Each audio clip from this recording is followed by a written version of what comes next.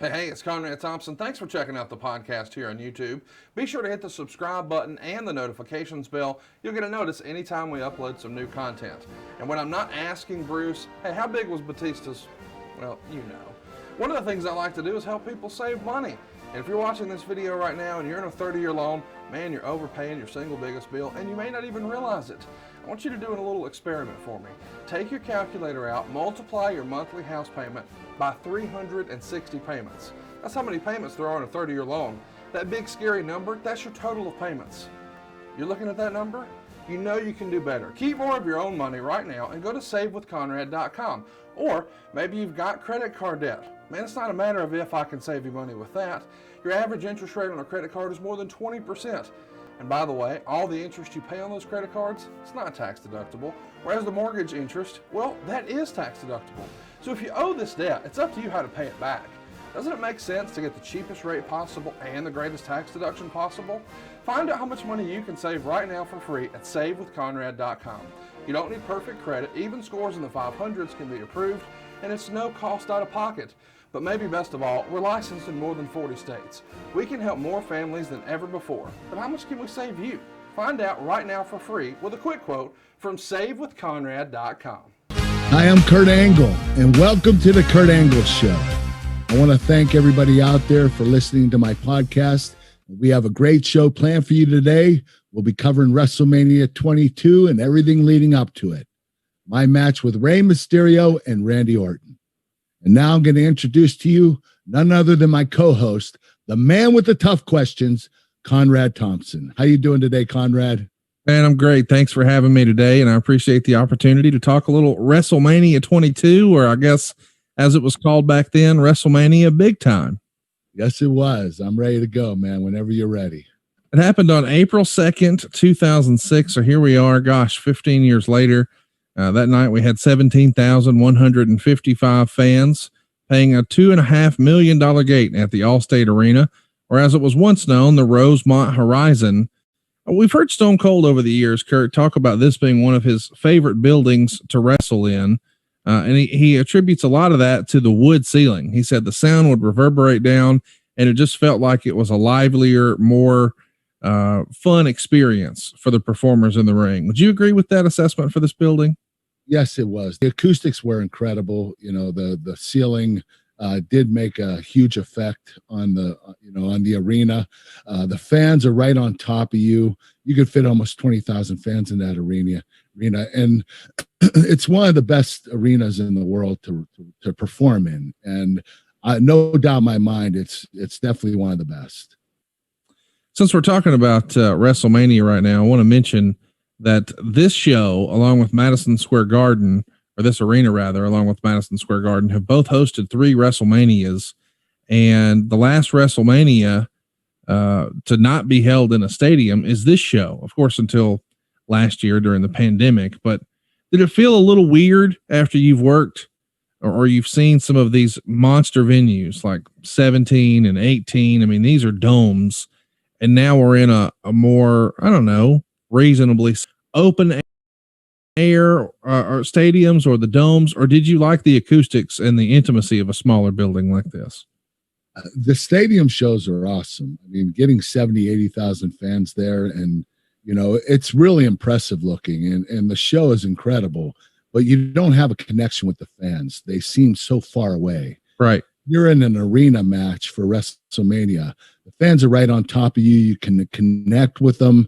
It's a lot more exciting show, and the pyro and everything, all the explosions are a lot louder, and there's a bigger effect to the arena show. So I like the arena shows better. The show does really well on pay-per-view, WrestleMania 22, that is 975,000 buys. That is down a little bit from the prior year, but it's still really, really strong on pay-per-view. It did better than WrestleMania 15, WrestleMania 2000, and even WrestleMania 18 and 19. I know you're probably not keeping up with ratings and pay-per-view buy rates as an in-ring competitor, but do you notice when a show does better or worse on pay-per-view when it comes to the payoffs? Well, if that's the only effect that we have as performers is we're not responsible for, how many pay-per-view buys they do or whatever, but we get paid by our pay-per-view buys and if there's a bigger house drawing. So that's how we find out, but we don't know, how many buys there are after WrestleMania. We only know by the numbers that we get when we get paid. Yeah, I mean, it feels like we fans and obviously the wrestling quote unquote media really talk a lot about the ratings and the buy rates. And I understand if you're covering the business, but from a performer standpoint, yeah, did I make more money or less money? And that's kind of the end of the conversation, right? Right. And all WrestleManias are successful because the athletes put on their best performances of the year. So all WrestleManias are considered a huge success. And it's the one show of the year. It's our biggest show. And it's the one show of the year that we can celebrate the whole entire year.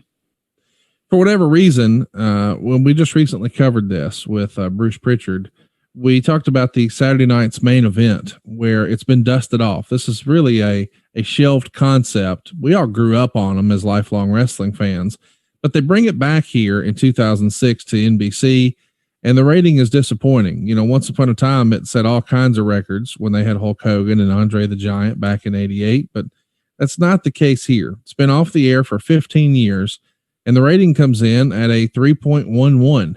And this is a show that features the return of Steve Austin and Jim Ross. So they were expecting a lot more people to tune in. By the way, these days we don't talk ratings points. We talk about total number of viewers. Well, we had 5.15 million viewers, and that was considered a disappointment. And that tells you a lot about how TV has even changed, because if SmackDown gets 3 million people now, boy, it's high fives all around, and it's on broadcast TV every week. Do you think that there is something to the, I don't know, there's a vocal minority of folks who say there are fewer people watching wrestling right now than ever before, but perhaps they're more passionate and more willing to spend money than ever before. Do you think there are less people watching wrestling today in 2021, Kurt?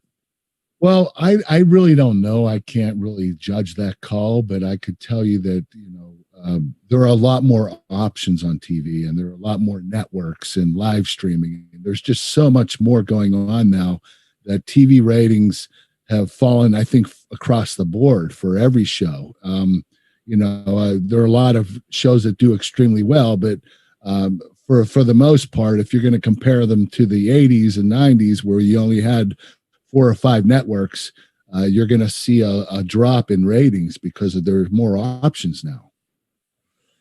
Let's talk about something else that the company was dropping here. It makes the Observer that the company is going to be cutting back on their limo services for this WrestleMania 22. I know that sounds like a silly thing, but apparently it got out of control the prior year in LA, to the point that the bill just for limo services to and from the hotel and the airports and all that for the talent was over $115,000, which is just unbelievable when you think about it. Do you remember there being certain things like this during your WWE run where there would be a meeting and, hey guys, I hate to be the bearer of bad news, but we've got to cut back X? Do you remember that, or this limos piece of business in particular? No, I never heard of that. They never discussed it with the talent. I think that was more of an office thing.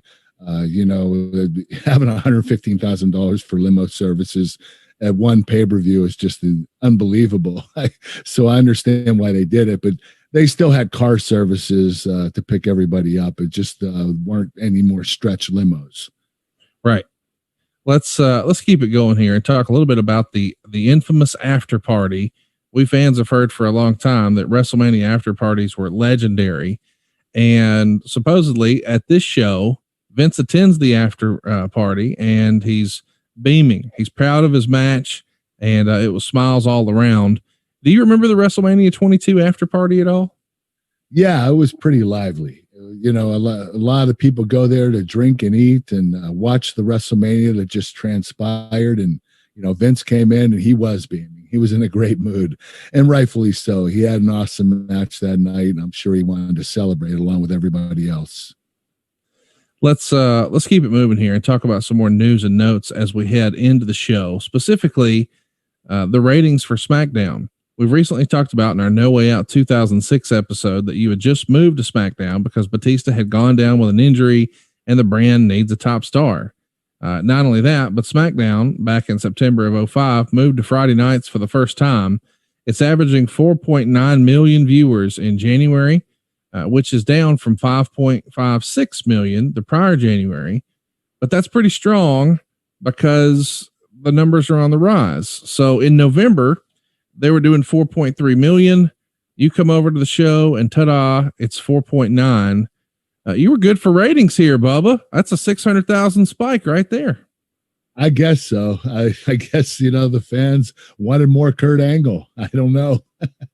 Let's talk a little bit about how things have changed with regards to Goldberg. He did an interview with WrestlingMag.com back then, and he says, whenever I think of WWE, I want to throw up. Needless to say, I left it. It left a bad taste in my mouth. I was appalled at the way WWE chose to alter my character. And of course, he's referencing when they had him wear a gold dust wig in the skit.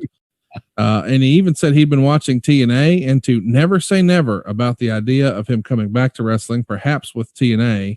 What was your relationship with Goldberg? It feels like he was pretty bitter towards wrestling when he left after the first WWE stint. Well, Bill was a complex individual, but he was easy to work with. Nobody had problems working with him, but what they did with him or the early 2000s when he first came into WWE, they didn't book him right. Goldberg made a lot of money for WCW by being dominant, a beast. He dominated the matches. They were 2 to 3 minutes tops. That raised eyebrows. Raising eyebrows makes money for the company. And WWE booked him when he came in the early 2000s. He was doing 10 to 12 to 15-minute matches. And it just wasn't the Bill Goldberg that people remember from WCW. And, when he had the match with Brock Lesnar that only lasted 15 seconds, that was the right call. That's the Goldberg that people want to see. And it does raise eyebrows, and the raising eyebrows makes money for the company. And, Bill Goldberg, I understand why he was bitter. I think that, the whole thing with Goldust and, the whole situation where he was a little worried, concerned about his character, I don't think that was really anything that hurt him. I think that what hurt him was having him wrestle longer. Right. Let's talk about New Zealand. There's a pretty random story here I want to bring up, but SmackDown runs a show on March 4th in New Zealand. It turns out to be one of the biggest gates in company history. It's the first show in that country like this that's been held outdoors. It's at a stadium. We've got nearly 20,000 fans. It draws a $1.4 million gate. You're in the main event that night. It's a triple threat match against The Undertaker and Mark Henry. What do you remember about wrestling in New Zealand? That's not a question I can ask many wrestlers. It's a really cool country. The animals are different over there. They have giraffes and kangaroos and koala bears. And, but I enjoyed being there, and the crowd was awesome. I mean, we sold out the show, and it was one of our best performances as far as a company, selling out to for our first time going to that country. That's impressive. Yeah. I mean, anytime you can, pull that type of gate, you've done something right. We've talked a lot about your neck issues here on the show. It pops up in the Observer here on April 3rd that you're going into this WrestleMania with yet another round of neck issues. It's reported here. What's that? Bad luck. Yeah. Tell us about what triggered this one. You've told us before, what some of those moments were where something happened. Is this in the No Way Out match that it happened, or is there something else? Well, it happened, I believe, when I wrestled Mark Henry at the Royal Rumble that year. So it was about a month ahead before the No Way Out match with Undertaker. And I broke 4 vertebrae in my neck, but I didn't have any disc problems. And if the discs would have slid into my spinal cord or blocked the nerve and I didn't have use of my arms, I wouldn't have been able to wrestle. But I talked to my doctor. He said, you just have vertebrae cracked vertebrae, and you can wrestle if you're careful. Of course, I wasn't careful, but the doctor cleared me to wrestle, and I was able to continue to wrestle. But by WrestleMania that year, my neck was almost on the complete mend. Well, that's great to hear. Let's talk about drug testing. The WWE would make the news again because on March 20th, they're going to report their first drug test. It happens at tapings in Memphis, Both rosters are there that day. And the report would say that there's a lot of different facets to these drug tests, not only anabolic steroids, but other drugs that are known as steroid precursors. And any sort of hint of that, or perhaps even a masking agent, that's going to get you in some trouble. They're testing for recreational stuff too, whether it was illegal or not, and even prescription drugs. And if there's positive tests for prescription drugs, the report says the talent has 5 days to show a valid doctor's prescription. And the results of these tests were supposed to come in after WrestleMania. And there's lots of armchair quarterbacking online about that. Were you nervous about this new drug testing protocol? I know at this particular time you're battling a neck injury that we just documented, and you're still on the road. So it feels like the tendency with a lot of the guys over the years is you got to do whatever it takes to sort of keep the train on the tracks. You don't want to lose your spot and lose your income. What's going through your mind when you realize, oh man, we're doing an about face here on the way we've handled our business in this regard? Well, I was covered because I had a prescription from my doctor. And back then you could take the prescription, the pain medication, if you had a legitimate prescription. They don't allow you to do that anymore. I think you have to have surgery in order to use any type of painkillers. So back then it was still okay to do that. And I was able to take them while I was still wrestling because I was prescribed by a doctor the pain medication. Let's talk about some news involving your old pal, Randy Orton. He's in some controversial spots after WrestleMania, 2 days after WrestleMania, in fact. So I guess that's after my timeline's right. It's right after the Big Show and Raw. He's suspended for 60 days for unprofessional conduct. This is the report from the Observer. We don't have full details of the story, but we do know is this. There's been a series of incidents that date back to January. It is those behavioral problems that led to the decision to bring in Kurt Angle after the Royal Rumble as champion instead of just putting the title on Orton. Another incident happened around late February, although the exact time may be off a week or two. I believe it happened shortly after No Way Out. And since then, he has won a match to get the title shot. They apparently decided against suspending him immediately because of WrestleMania. The decision was made to punish him, and he's been fined in the interim and probably on more than one occasion.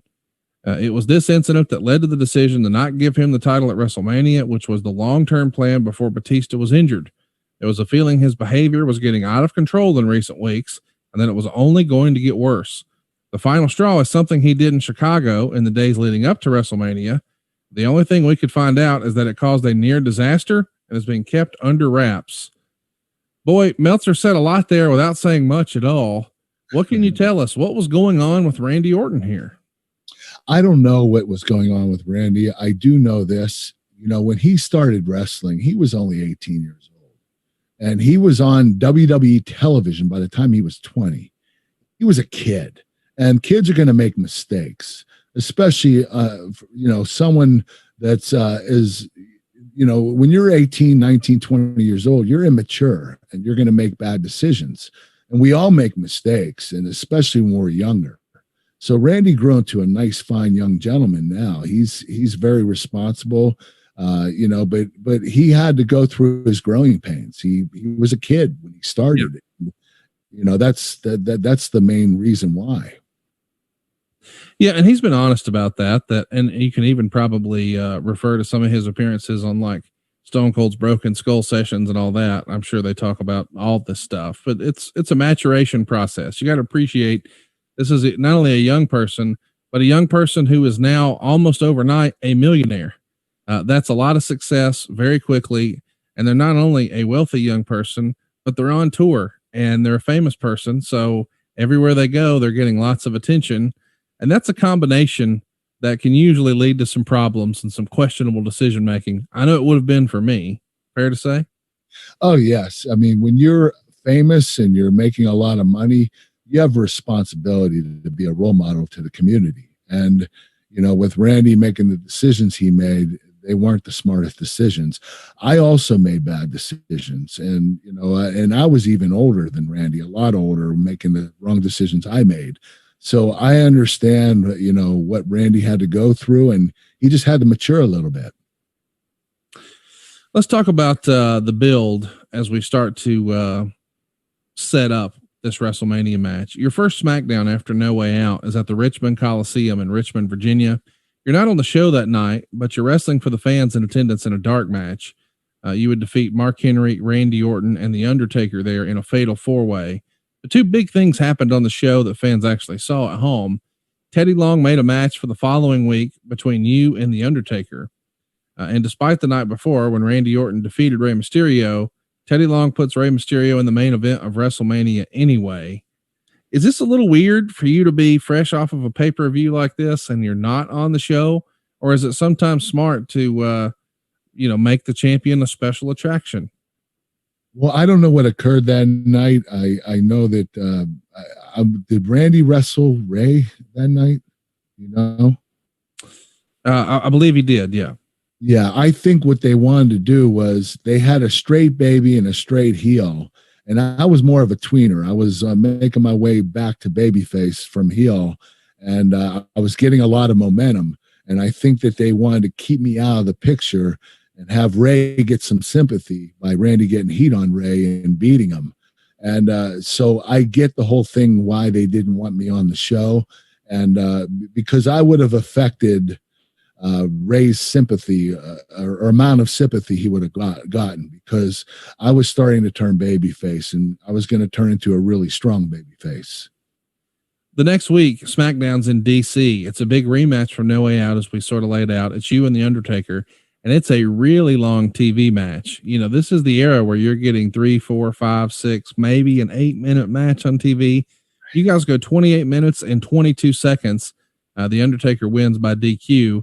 And it's another great match, just like at No Way Out. The Undertaker seems like he's getting the upper hand and hits the tombstone, but what do you know? Mark Henry shows up and just lays waste to the Undertaker. That causes a DQ, and they even have Mark splash the Undertaker through the announce table, which is super impressive. Do you remember this match? Because this is one that helped really put Mark Henry on the map and let everybody know he's wrestling the Undertaker at WrestleMania. Yes, I remember the match. The match was almost as good as our No Way Out match. It was awesome. And we had all the time in the world to tell a great story, and we told it as best as we could.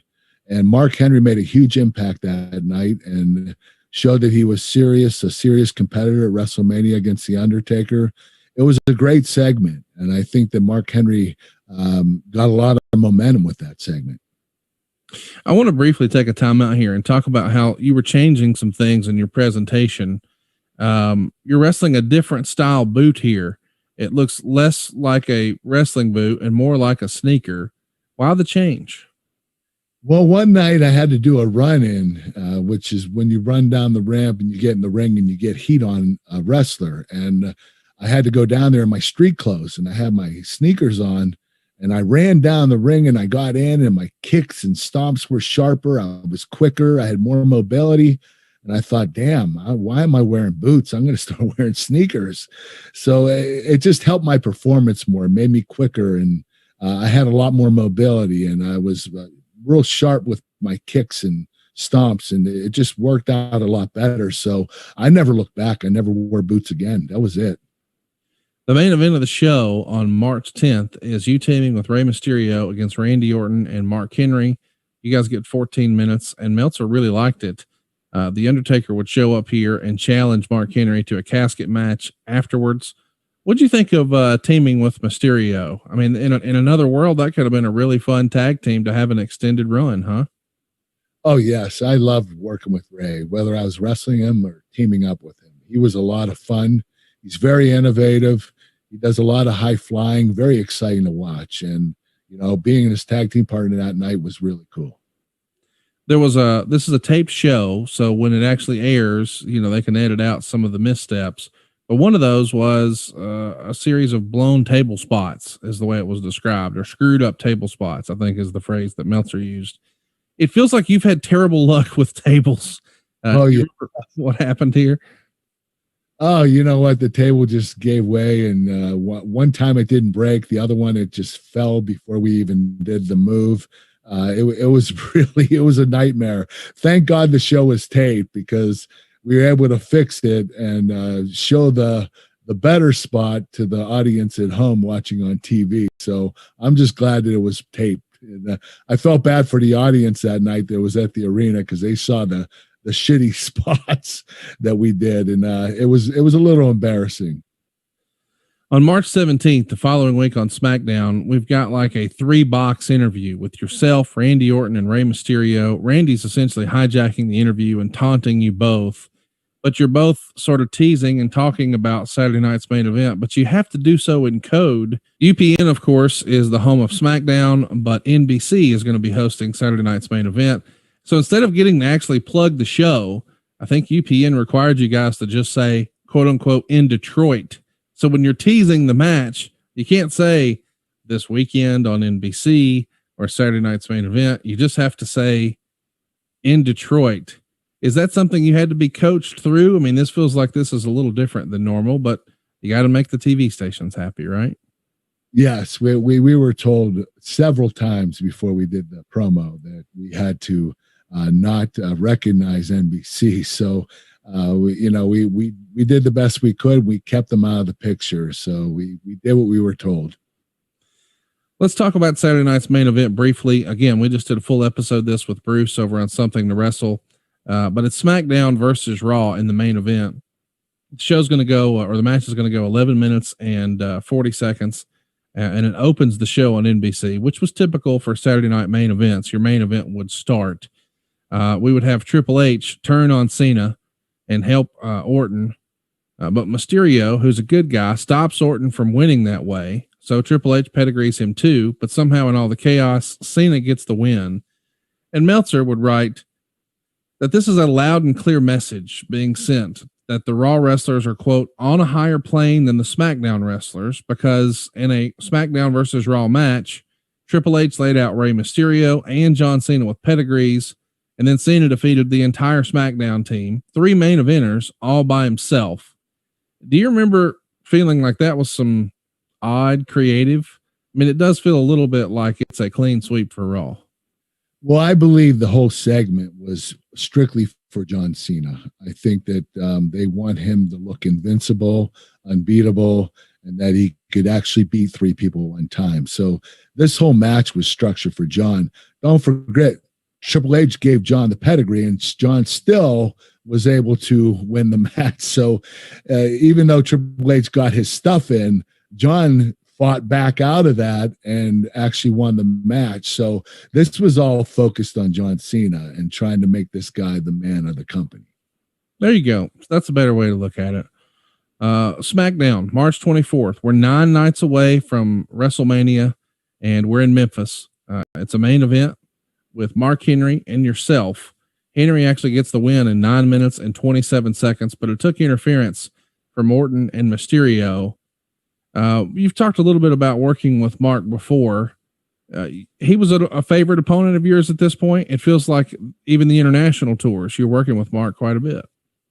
You know, it took Mark and I a while to have some good chemistry, but we eventually got there and we had some great matches. I enjoyed working with him. He is an incredible athlete. He has explosion and strength like no other. But he's also very light. He gets up for you whenever you slam him or give him, the angle slam or a German. He gets up nice and high. I never had a problem working with Mark. He's actually a great worker. Here we are, the go-home edition of SmackDown, March 31st. It's you and Mysterio getting into it. You're in the main event against Mysterio. You get the win in 15 minutes and 23 seconds. Meltzer would say, Angle and Mysterio had a good little match. Lots of Eddie chants. At the finish, Mysterio went for the 619, but Angle grabbed his leg as he swung and caught it with the ankle lock, and Mysterio tapped. Angle left. Orton then came from under the ring and gave Mysterio the RKO and tells Angle he's winning the title. And then Angle and Orton brawl. Angle hits the Angle slam and puts the ankle lock on Orton, and he's tapping as the show goes off the air. And here we are. It's time. The main event. It's WrestleMania 22. It's the main event every single year. It's what every wrestler builds to. The whole company sort of builds their brand around this one show. And it was well received by the fans. It got 81.6% thumbs up, 5.5% thumbs down, 12.9% thumbs in the middle. When it came time to the best match poll in the Wrestling Observer, fans were blown away by Edge and Mick Foley. They got 282 votes. The Money in the Bank ladder match got 176 votes. John Cena and Triple H got 109 votes. And then your three-way match got 84 votes. And unbelievably, Shawn Michaels and Vince McMahon even got 79 votes for best match poll. I'm sure this is probably mixed emotions. Me knowing you want to be a competitor, you want to win, you want to have the best match. But when five different matches get votes for best match, it really was WrestleMania. Every match could have been the main event, right? Oh yeah, it was a great WrestleMania, spectacular, and we had some great performances. I'm not surprised that there were 5 matches that people voted for best match, and everybody got a lot of votes. It wasn't just Edge, getting 200 whatever votes. Vince and Shawn got 70 something votes. That's impressive. So having 5 matches that got that high of votes is really impressive. It's really good. Tells you the fans got their money's worth for sure. And let's talk about the crowd that night. Chicago, I think, is the wrestling epicenter, at least here of America. I think it's the best wrestling town. But Meltzer would say that this crowd was unique in their reactions and that the company expected John Cena would be booed out of the place, but they didn't expect Mysterio and Trish to be booed. And Meltzer would even be critical, saying that Jim Ross almost insulted the fans, saying they were trying to be defiant like they do in cities like Toronto. But in Meltzer's opinion, the booing of Mysterio wasn't a rejection of him as much as they loved Kurt Angle. You were there that night. Would you agree with that assessment? They're not necessarily booing Rey or his talents. They were in a Kurt Angle mood that day. Yes, I was turning babyface, and I was having a nice run as champion, and my whole wrestling character, the wrestling machine, started, and we were running full circle with that. So the fans really took to that wrestling character, the wrestling machine. And I remember, the fans were cheering for Kurt Angle. The fans are going to cheer for who they want to cheer for. There's nothing you can do about that. I'm just surprised that they were actually booing Rey. That was a little harsh. I'm not sure why, but they just preferred Kurt Angle to win that night. Let's talk a little bit about the booing. Meltzer would write, the company expected the booing of Cena to the point the company came up with an explanation. The booing of Cena is because the traditional fan base respects Triple H as the better wrestler because he's the biggest star in wrestling now. There were more than a few people laughing since Triple H had badmouthed Kurt Angle, saying he was cheered against Cena in their program because he didn't know how to play heel. As the story goes with Triple H, it's not the same thing. It's because the crowd recognizes him as the best wrestler in the company.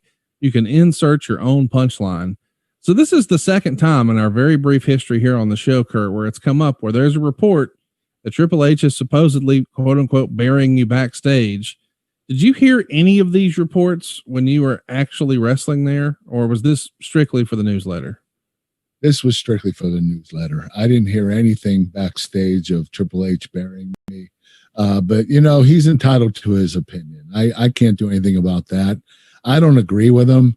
I think that John Cena, him when he came up through the ranks, when he started, he was booked as invincible. He hardly ever lost. They did the same thing with Roman Reigns, and look what happened. It took a long time for the fans to get with Roman. So the fans are a little bit rebellious. They don't want a guy that's dominant or invincible. They want a guy that's vulnerable, that could win or lose at any time. And John was always booked to win. And also Triple H and I were veterans. We were better known at the time. Cena was an upcoming talent. So they were able to recognize us as, more formidable opponents and the more popular wrestlers. So, it's an uphill battle for John because they booked him so quickly into the main event that as a babyface, that's really hard to do. As a heel, I did that my rookie year. I went up through the ranks as a heel, but I was getting booed. Cena was also getting booed, and he was a babyface. So, Triple H and I, being the more, experienced veterans, people knew us better than John. Let's talk about the match itself here. It got 3.5 stars in the Observer. Mysterio gets a huge ring entrance. He's even got the band POD playing his entrance music. He's got this big Mayan headdress. It's a coming out party for Mysterio. What do you think of the live bands playing the entrance themes? Was that something you thought was a cool touch or sort of unnecessary? That's what WrestleMania is all about. And I don't blame Rey for doing that. It was his night. He was winning the world title. The only issue was it went so long. We had like 21 minutes for our match, including entrances. And the entrance was pretty long as it was. So my entrance was 2 minutes. Randy's was 2 minutes. Ray's had to be 8 minutes. So, you add that together, that's 12 minutes. We only had 9 minutes to wrestle one of the co-main events of WrestleMania.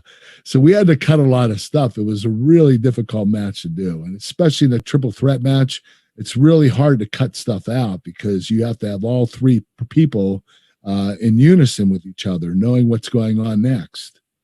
How would you adjust for that? Did you know ahead of time the entrance is 8 minutes? Did you discover that in walkthroughs, or do you have a match built, but once you're in the ring, you realize, oh shit, we don't have time for all this now? That's what happened when Rey came out and his entrance. He came out to the stage and then he went up a scaffold and went to the top of the Titantron. He's up there dancing around with his costume on and comes back down. Comes down, celebrates, goes around the ring, gets in the ring, does his entrance. It seemed like forever. And the only thing I'm thinking is we're not going to have enough time. And we didn't. So we had to cut some stuff out, and we actually sped the match up. It was a higher paced match because of that. Yeah, I can only imagine what's going through your mind there. I don't blame Rey. Don't forget, this was Rey Mysterio's night. This was his first world title. And, he was doing it for Eddie. So I don't blame Rey for that. I think that it was a great idea. I just wish we would have known beforehand. Do you remember who the agent was for that match that night? The agent was either Pat Patterson or Johnny Laurinaitis. They're both very exceptional. So I'm not sure which one it was.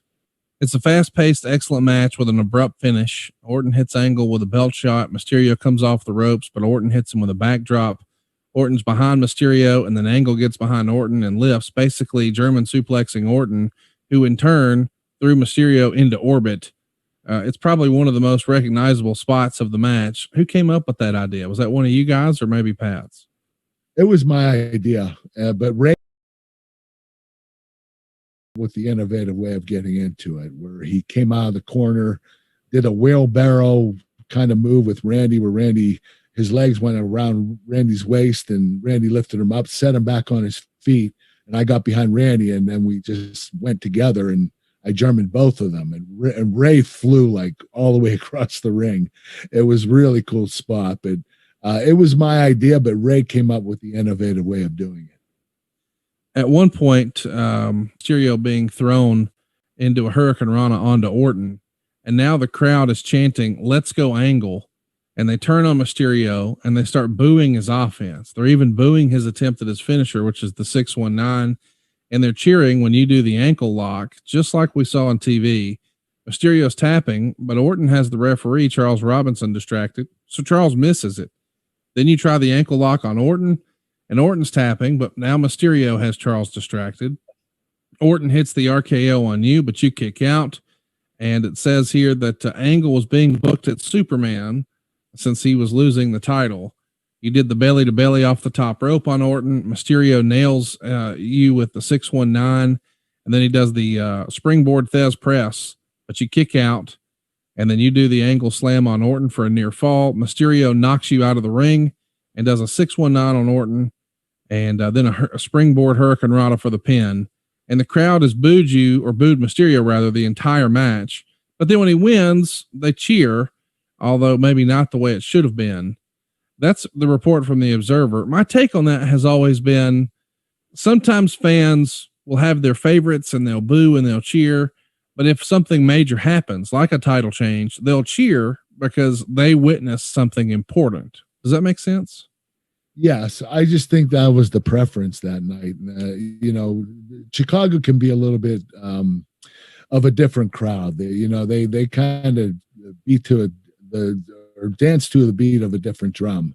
They're not typical fans. They respond differently, and they were behind Kurt Angle that night. They just wanted to see Kurt Angle dominate and win. And, Rey, it was disappointing to see that happen to Rey because it's never happened to him before. And, he's such a strong baby face. And you would think that anybody would cheer for Rey to win the match. But I was making my way back as babyface, and I think the fans wanted Kurt Angle to retain the title that night in Chicago.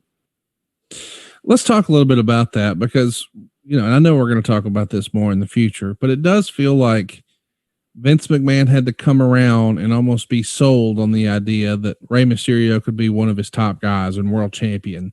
But then he obviously acquiesces. We have the right story here with the tribute to Eddie. And even after, the match, we see Chavo and Vicky Guerrero coming out to congratulate him.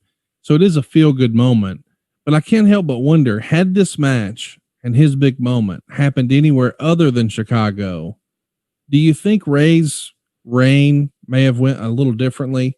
Because the celebration and the reaction from the crowd doesn't feel like maybe what you expected based on the story.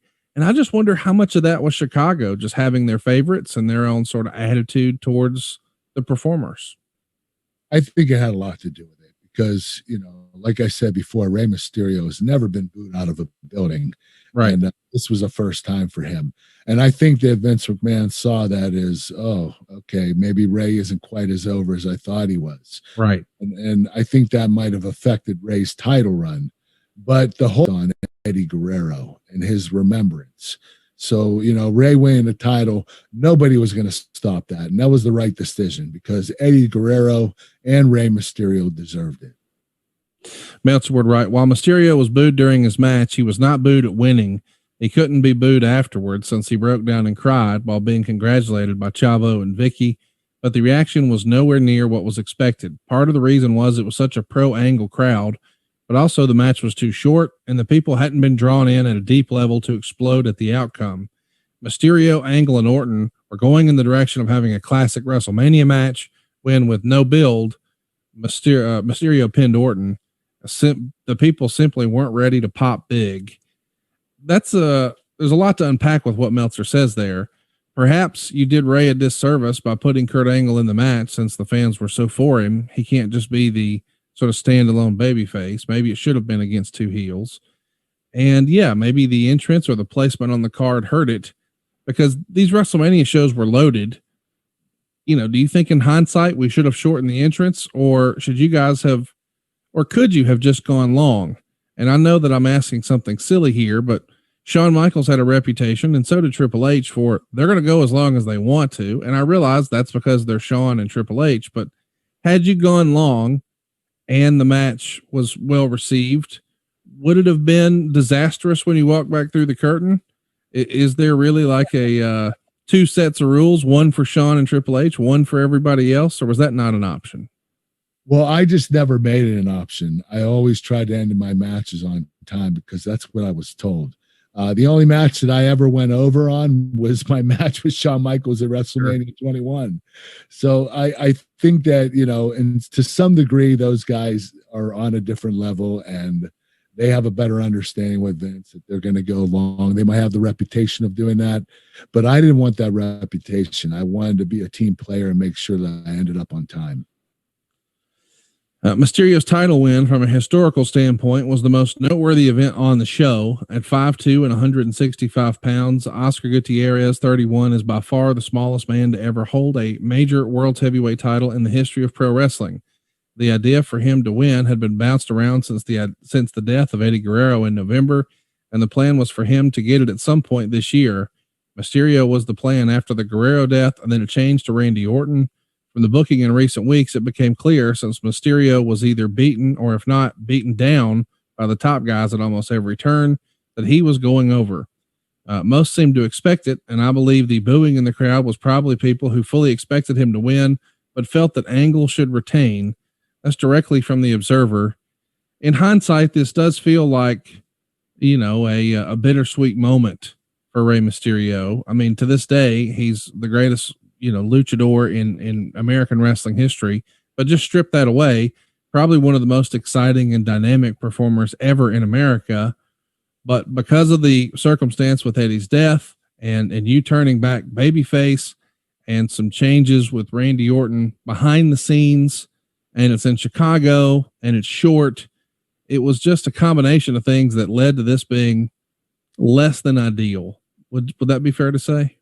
I agree with all those concepts. I think that all affected Rey's run as champion, and the crowd just was into Kurt Angle, and there was nothing you could do about it. The match being short didn't help. All the changes they made throughout the schedule during the last 2 months before WrestleMania, Batista getting hurt, Eddie Guerrero passing in November, Randy getting the suspension, just a lot of things were occurring. And I think the writers came up with a good enough concept of keeping the program going. And I just feel badly that Rey Mysterio wasn't able to relish in the moment at WrestleMania with the crowd cheering for him. That's what he deserved. Where would you rank this as, your WrestleMania matches? I mean, we've recently covered, your match with Shawn Michaels, and we also covered, we talked a little bit about your match with Eddie Guerrero. And we very recently, covered your other WrestleMania match, but with Brock Lesnar. Where would you put this one? Is this near the top of the list? Is it, where does this one fall? I mean, it is a big moment for a great friend of yours, but it's not the last match, and it is short, and it didn't exactly get the desired result. I mean, it's not the Baron Corbin match, but where does this one fall? Well, it's not my top 5, and it has a lot to do with time issues. Only going 9 minutes for a main event of WrestleMania, that's very difficult. And I just think that we kind of robbed ourselves of a very special match that could have been extremely good match, 5-star match, if we would have had the right amount of time. Due to Rey's entrance and, not the office not giving us the 25-30 minutes. And I think it was because it was a triple threat match and they were expecting more action and for it to be shorter. But, I think that we should have had 25-30 minutes for the match. I think that the crowd would eventually came for Rey if that was the case. You've told us what it was like in the other matches. I got to ask here, you come back through the curtain afterwards. What's the mood like in Gorilla? Do you have a moment with Rey? Do you have a moment with Vince? What can you tell us? Yeah, well, I had moments with both, and it was a very special night. This is Rey's first world title, and Vince was really happy with the match. He didn't say anything about time issues. I'm sure he was a little pissed off at Rey's entrance being a lot longer than it was, but there was nothing we could do about that. But everybody was happy with the match. It was good enough to be on WrestleMania. It's just the time issue was a problem. Let's jump to some questions. By the way, if you've got a question, you can ask it on Twitter. If you haven't already, you need to follow us on Twitter. We've got a lot of great topics coming your way too. I can't wait for us to run down the list. Let's go ahead and do that now, actually, because we do have the schedule mapped out for the rest of the year. And coming up next week, well, it's WrestleMania again. It's WrestleMania X7. You're going to wrestle Chris Benoit here. Do you remember that match fondly? Is that one you're proud of? Or is that a more forgettable WrestleMania appearance for you? No, I was really proud of that match. Chris and I always had great chemistry, and he was an intense individual, just like me. And I always loved wrestling him. He was a lot of fun to work with. I felt like I was, wrestling myself. And he was really technical, and he had a lot of explosion, just a lot of assets that I had. And he reminded me a lot of myself.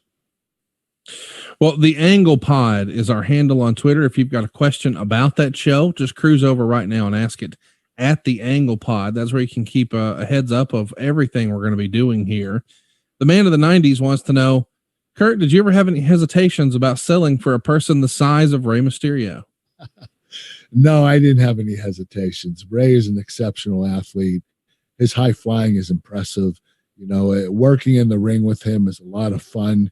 You do a lot of bumping and selling. You catching Rey quite a bit, and you have to be his post for him when he does his moves. And it's a lot of work, but it's a lot of fun. And Rey is just a joy to work with. Here's a fun one that I never really thought about, but I guess this makes sense. Umar Khan wants to know, do you feel like it would have been a bigger moment had Rey pinned you instead of Randy Orton? Well, that wasn't going to happen. They were trying to protect me at that particular time. My wrestling machine character, and they had me finish strong at WrestleMania 22. I mean, I didn't lose the match. I made both of them tap out without the ref looking. They made me look as strong as possible without winning or retaining the title. And that's what they did with me. Here's another one. This is from Wrestling with Fiction. What's it like entering WrestleMania as the heavyweight champion? Does it feel different to walking in as the challenger? I guess from a positioning standpoint and a poster standpoint, there might be something to that. What say you? Well, as champion, you get a lot more recognition, but being the challenger, it's almost the same thing. You're both main eventing WrestleMania. It's for the world title. Doesn't really matter who has the title. It's going to matter who comes out of it with the title. So I didn't really see a difference in either one. I wrestled. I was world champion twice, and I lost both titles at WrestleMania.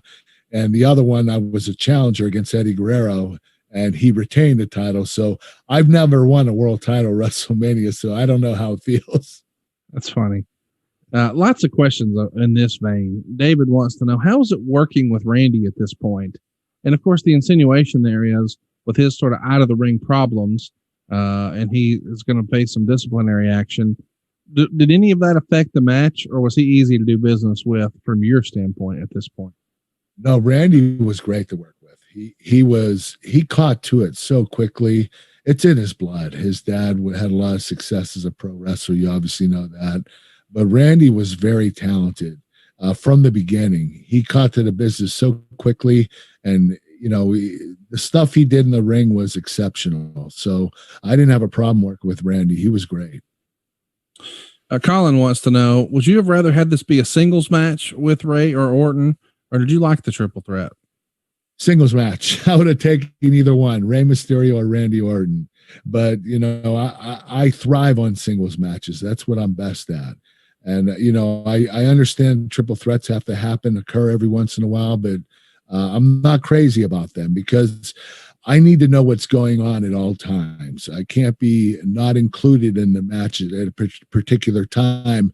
And I also like to, when I want to calm the crowd down and get them going again, I got to get my opponent in a rest hold and get them get the crowd to calm down and get them to start cheering again in the way I want them to. So you have a lot more control in a singles match to control the crowd. And a triple threat, you don't have any control because you're not in control because there's three guys going at each other and cycling in and out of the ring. And, there's just a lot of facets going on during the match.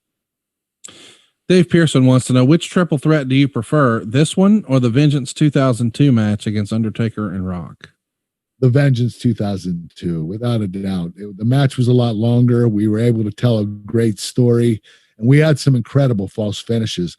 We actually did our own finishes on each other. So, I did the Rock's finish. Rock Undertaker angle slam me, yeah. And, Rock did a choke slam on Undertaker.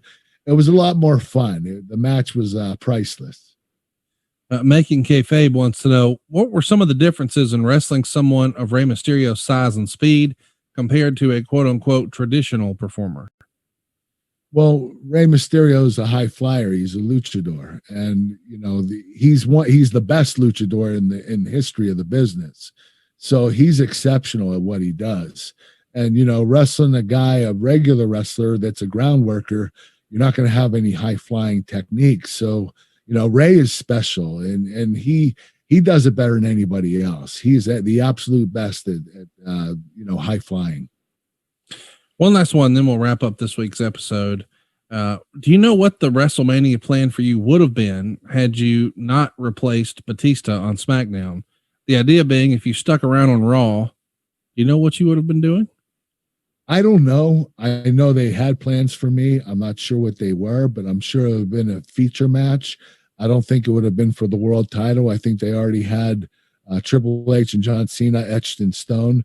I wouldn't be surprised if I was going to have another match with Shawn Michaels. That was a possibility. I'm sure They were thinking about that because of our previous match at WrestleMania and the matches we had after WrestleMania. I'm sure that they would like to restart that program up. And I would have loved wrestling Shawn again at WrestleMania.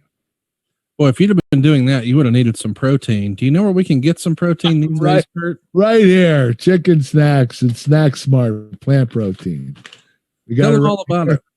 All right, these are chicken snacks. We have the Snack Smart plant protein also. These are derived from chicken breast. The other ones are plant protein, organic plant protein. They're from Physically Fit Nutrition. They're really great. They taste incredible. We have 11 different flavors. High protein, low carbohydrate. You can get them at physicallyfit.com or you can order them on Amazon. So one way or the other, you can get these, order them. They're really good. They taste incredible. Conrad will tell you that. Yeah, absolutely. They're fantastic. We ordered a whole bunch for the office. I think people have gone back and forth, but they've settled in on the buffalo wing and blue cheese, I think, is their favorite. I still prefer the sriracha. I bought mine from physicallyfit.com. And when you go there, you can click where to buy, and you can even type in your location and see what's nearest you. I've got 3 locations that are within driving distance, one that's only 2.3 miles from me. But if you're like me and still just prefer to order things online, if you go to physicallyfit.com and click on where to buy, at the bottom, you'll see that little tab that says order now online. If you click that link and make your selections, you've got a special promo code where they can save some money too, right, Kurt? Yes, the promo code is AnglePod, ANGLEPOD. You get that, you get 20% off. So order now. Check it out. It's over at physicallyfit.com. And of course, as he said, you can always order at Amazon, but why not get yourself some money in your pocket? Save a little bit. Go to physicallyfit.com, save 20%. AnglePod is the place to do that. And by the way, if you're a wrestling collector and you don't have a Kurt Angle autograph, what are you waiting for? If you go to kurtanglebrand.com, it's super affordable. You've even got cameos there, but I can't believe this is real. Autographed cowboy hats. Kurt, what's the deal? I have birthday cards, cowboy hats, milk cartons, autograph photos. There's a lot of it going on at kurtanglebrand.com. So get your, whatever merchandise you want. I'll sign it for you. You can order it through PayPal. Go to kurtanglebrand.com to order. Check it out, kurtanglebrand.com, and of course, physicallyfit.com. Make sure you pick up some chicken snacks. You're going to love them. They're a staple here at the office and in our household. You're going to love them. Even if you're looking for plant protein, they've got that too. We can't stress that enough. A bunch of different flavors too, by the way, not just buffalo wings or Kurt's favorite Kung Pao. You got sriracha, you got sweet barbecue, you got jalapeno ranch with peanuts and almonds. You got cinnamon swirl. I think Mrs. Angle likes the cinnamon swirl, right? He's crazy about cinnamon swirl. They were made specifically more for kids because they have a little more sugar in them, and the kids absolutely love them. But they're still healthy. They just have a little more sugar than the other ones. Check them out. It's physicallyfit.com. And don't forget, next week, we're going to be back here for WrestleMania 17. And if you've got a question, you can ask it on Twitter right now. Until next time, he is Kurt Angle. I am Hey, it's Conrad, and we are out of time. We'll see you right here on the Angle Show. Hey, it's Conrad Thompson. Thanks for checking out the podcast here on YouTube. Be sure to hit the subscribe button and the notifications bell so you get a notice anytime we upload some new content. And go save yourself some money right now. If you're in a 30-year loan or you have credit card debt, it's not a matter of if I can save you money. It's a matter of how much. Find out right now for free at SaveWithConrad.com.